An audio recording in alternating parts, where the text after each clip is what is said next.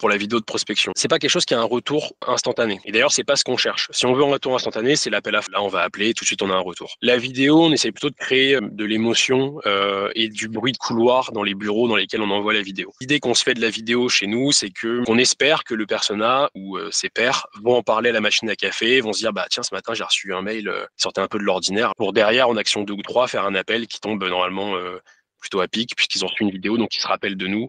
Et quand ils ne l'ont pas regardé ou qu'ils n'ont pas vu le mail passer, le fait qu'on leur dise qu'il y avait une vidéo pour eux les amène derrière l'appel à aller finalement regarder cette vidéo-là. Tu peux nous parler un peu de tes reportings, tes tableaux de bord? J'essaye de pas donner trop de données toute la journée à mes équipes, parce que je pense que la donnée, on peut lui faire un peu dire ce qu'on veut. Donc j'essaye de minimiser en fait le nombre de tableaux de bord à utiliser, même si c'est compliqué. Les tableaux de bord qu'on va suivre, évidemment, c'est le volume d'activité, le volume d'appels, mais à chaque fois, il y a toujours un biais. C'est-à-dire que quand tu regardes le volume d'appels, derrière, tu peux aussi générer des faux appels. Enfin, tu peux juste appeler pour remplir un dashboard parce que t'es stressé, t'as envie de bien faire, t'as envie d'être bien vu.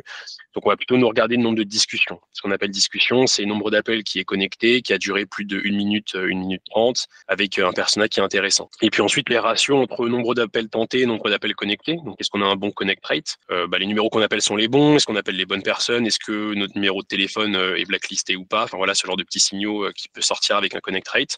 Et puis derrière, on va descendre connect rate, donc discussion sur rendez-vous pris.